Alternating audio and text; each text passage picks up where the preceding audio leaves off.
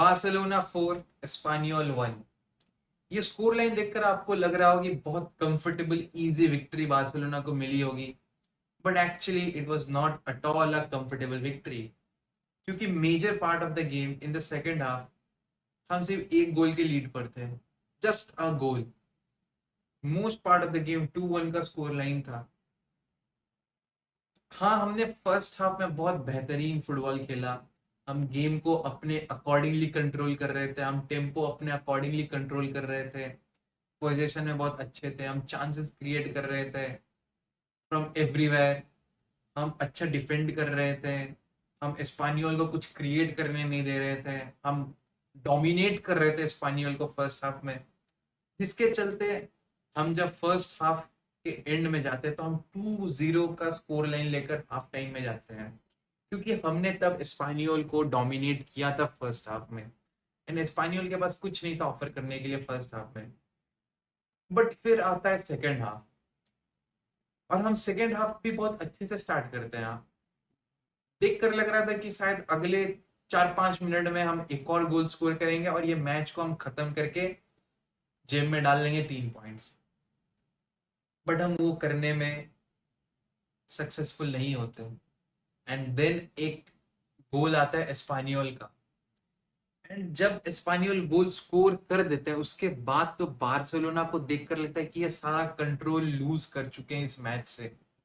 हमारे players sloppy passes खेल रहे थे, हम गेम को कंट्रोल नहीं कर पा रहे थे, हम अपने अकॉर्डिंगली गेम के टेम्पो को कंट्रोल नहीं कर पा रहे थे, हम बॉल लूज कर रहे थे एवरी नाउ एंड देन। हर और एस्पानियोल का प्रेसिंग बहुत बहुत अग्रेसिव प्रेस करने लगे थे वो।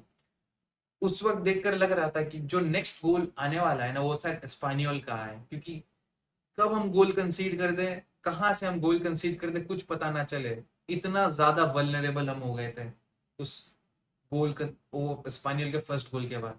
तो लग रहा था कि शायद हम भी पॉइंट्स ड्रॉप करने वाले हैं।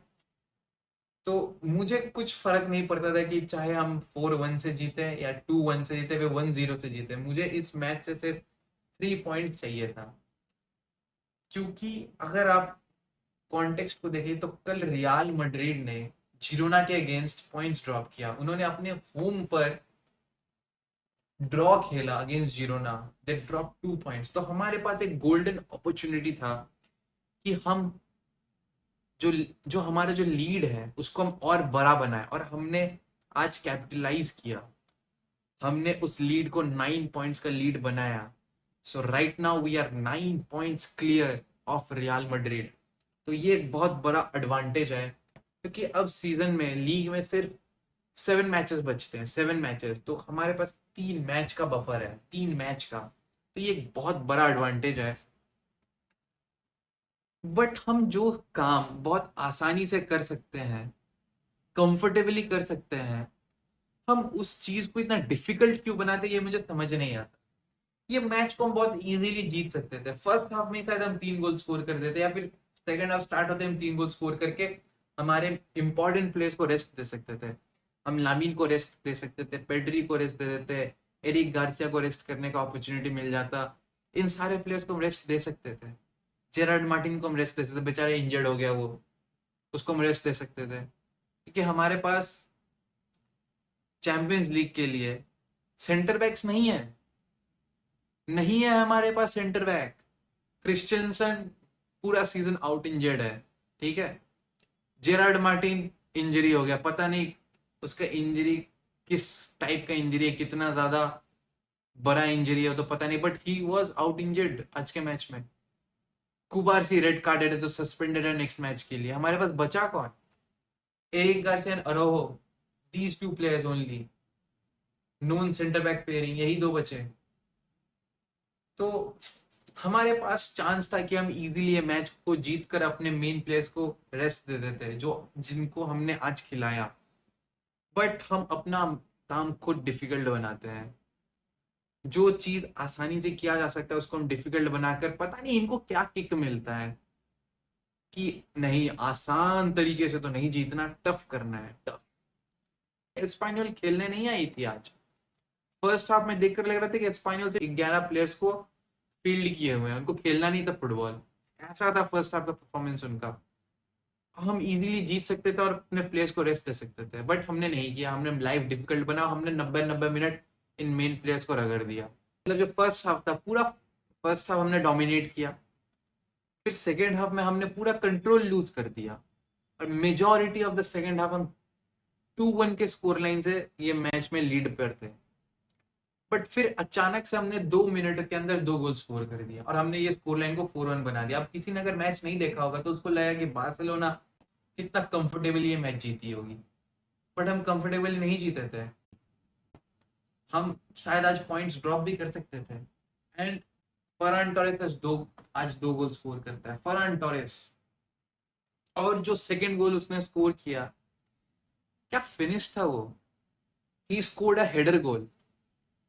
I mean, he Ferran Torres is a funny player. Actually, he's a very funny player. इसका लास्ट गोल कब आया था याद नहीं, किसी भी बार्सा फैन को याद नहीं होगा इसका लास्ट गोल कब आया हुआ, कब आया था इसका लास्ट गोल फॉर बार्सिलोना। किसी को नहीं याद होगा भाई। शायद जनवरी के स्टार्टिंग में स्कोर किया हो, या फिर पता नहीं तब भी किया है कि नहीं, नहीं पता, किसी को नहीं पता। इसने पूरे फेब गोल स्कोर नहीं किया, मार्च गोल स्कोर नहीं किया, जनवरी में भी शायद इसने गोल स्कोर नहीं किया, और आज ये 2 गोल स्कोर कर देता है। और आपने आज जो फिनिश देखा तो देखकर लग रहा है कि क्या फिनिशर है ये। हाफ चांसेस को बड़ी करता है, क्योंकि जो सेकंड गोल था, इतना डेलिकेट टच लिया वो, और वो गोल हो जाता है। और ऐसा चांस उसको हर मैच में 3 से 4 मिलता है, हर मैच में लामीन उसको सेम सेम पास डालता है, और वो हर मैच में फंबल करता है। आज उसने 2 गोल स्कोर कर दिए। और और ये चूतिए के पास इतना इतना ऑडेसिटी है कि ये मैच खत्म होने के बाद ना सेलिब्रेशन को बोलता है कि मैं बाहर के नॉइज को कैंसिल करने के लिए वो सेलिब्रेट कर रहा था, कि मुझे फर्क नहीं पड़ता बाहर के नॉइज से, एक्सटर्नल नॉइज से। अरे तेरे से गोल स्कोर नहीं हो रहा, तूने 2 महीने से 2.5 महीने से गोल स्कोर नहीं किया, तू बाहर का एक्सटर्नल नॉइज को नलीफाई करने के लिए वो सेलिब्रेट कर रहा था। He is a very funny player भाई, इसको बेच दो भाई। बिल्कुल रिलायबल नहीं है ये, he is not at all a reliable player. And अब आते हैं जो नेक्स्ट इंपॉर्टेंट मैच है उस पर, क्योंकि लीग में तो हमने 9 पॉइंट्स का लीड ले लिया है, क्वाइट कंफर्टेबल पोजीशन में हम अभी लीग में। एंड यही एक ट्रॉफी बचता है, एक कंपटीशन बचता है, मेजर कंपटीशन, जो जीत कर हम एक सिल्वर वायर अपना नाम कर सकते हैं। क्योंकि चैंपियंस लीग में तो इट्स ऑलमोस्ट इम्पॉसिबल कि हम कम बैक करेंगे, क्योंकि आपको पता है आज अटलेटिको ने क्या स्टार्टिंग 11 खिलाया था। ये था अटलेटिको का स्टार्टिंग 11, ये है उनका स्टार्टिंग 11। ये गोलकीपर को छोड़ के बाकी जितने जो 10 प्लेयर दिख रहे हैं ना, एक भी इनमें से स्टार्ट नहीं करने वाले अगेंस्ट बार्सिलोना। ये पुविल आपको खेलता हुआ इसलिए दिख रहा है क्योंकि he is suspended for the second leg, इसीलिए दिख रहा है आपको। इसके ये गोलकीपर के अलावा कोई नहीं स्टार्ट करने वाला, कोई भी नहीं करेगा। ये दो या फिर ये 3 जो है ना, ये ऑफ द बेंच आने वाले हैं, बाकी तो कोई शायद आपको खेलता हुआ भी ना दिखे। तो सिमियोने ने तो पूरे तरीके से गिव अप कर दिया है लीग लीग पर, क्योंकि उसको पता है चैंपियंस लीग क्वालिफिकेशन फिक्स्ड है, उसका 4th पोजीशन पे 12 पॉइंट्स क्लियर है 5th प्लेस टीम से। तो उसको पता है कि चैंपियंस लीग में तो इजीली क्वालिफाई करेगा। तो वो पूरा पूरा 200% कॉन्सेंट्रेटेड है चैंपियंस लीग पे। ऑन द अदर हैंड हमने अपने मेन प्लेयर्स को स्टार्ट किया इस मैच में। हमने लामीन, पेद्री, एरिक, इन सबको स्टार्ट दिया, जेरार्ड मार्टिन। तो टफ होगा, बहुत टफ होगा। I mean it's almost impossible. मतलब मैं चाहता हूं कि मैं होपफुल रहूं कि हम कमबैक कर सकते हैं, वो होप आए, क्योंकि आज हमने 4 गोल स्कोर किया। बट लेट्स बी रियल, हमारा फ्रंट थ्री क्या होने वाला है? Rashford, Robert Lewandowski, eased Robert Lewandowski, not in his prime भाई। वो अपने दम पे मैच टर्न नहीं कर सकता कि एक हाफ चांस मिले बरी कर दे। रैशफोर्ड, आज आपने देखा रैशफोर्ड को कितना इजी चांस मिला था, कितना इजी चांस था, 1v1 था गोलकीपर के अगेंस्ट, मिस कर देता है। और जो टफ अपॉर्चुनिटी मिला उसको उसने स्कोर किया। तो इन प्लेयर्स के भरोसे, एंड जो ऑफ द बेंच आएगा फरहान टोरेस जो 2.5 महीने से गोल स्कोर नहीं किया था, आज आके 2 गोल स्कोर कर देता है। इतना ज्यादा अनरिलायबल इनकंसिस्टेंट प्लेयर्स के भरोसे हम कम करना चाहते हैं।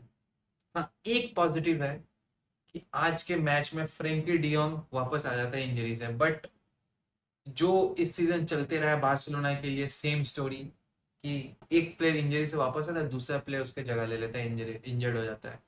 फ्रेंकी डियोंग आया, जेरार्ड मार्टिन इंजर्ड हो गया, वापस चले गया। 4 गोल मिनिमम स्कोर करना पड़ेगा, 3 गोल, 3 से 4 गोल अगेंस्ट एटलेटी उनके होंगे ना। It is a very difficult task, but अगर कोई टीम कर सकती है तो बार्सिलोना कर सकती है, क्योंकि हम जितना चांसेस क्रिएट करते हैं उतना चांसेस शायद बायर्न म्यूनिक और पीएसजी क्रिएट करती है। उसके बाद हम ही आते इतने चांसेस जो क्रिएट करते एक मैच में थ्रू आउट द 90 मिनट। तो कर सकते हैं, बट हमारे प्लेयर्स को चांसेस बरी करना पड़ेगा। आज जैसे फरहान टोरेस ने जो गोल स्कोर किया, दोनों जो रैशफोर्ड ने गोल स्कोर किया, जो फंबल किया, वो तो उसको बरी करना ही चाहिए था। वो तो पूरा 100% क्लियर कट चांस था। वैसे चांसेस तो बरी करने ही पड़ेंगे, उस पर तो डिबेट भी नहीं करना चाहिए। बट जो उसने स्कोर किया आज एक्चुअली में, वो हाफ चांसेस, वैसे हाफ चांसेस आपको स्कोर करने पड़ेंगे। गिवन द हिस्ट्री कि हमने एटलेटिको को चैंपियंस लीग में आज तक कभी नॉकआउट नहीं किया, तो it will be a very very tough job. But I hope यार कि हम कम बैक करें, क्योंकि ये जो प्लेयर्स है ना, ये लामिन, पेद्री, कुबार्सी, इन सबको वो फील मिलना चाहिए to play the Champions League final. चाहे हम भले ही हार जाए फाइनल, बट फाइनल तक पहुंचने का वो फील आना चाहिए। तभी ये और बेटर प्लेयर बनेंगे और एक्सपीरियंस प्लेयर बनेंगे। एंड ठीक है, कुबार्सी ने मिस्टेक कर दिया, but 19 years of age, he is the leader of our back line.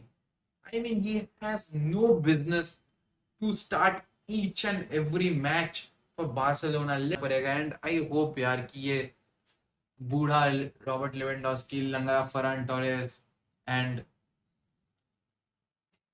these players यार, they pull a comeback and please start Fermin Lopez यार, प्लीज स्टार्ट, क्योंकि उसका एनर्जी, उसके रन्स आपको चाहिए। अगर आप अपने स्ट्रेंथ पे खेलिएगा तभी आप एटलेटिको बीट कर सकते हैं, वरना एटलेटिको को बीट करना बहुत इम्पॉसिबल हो जाएगा।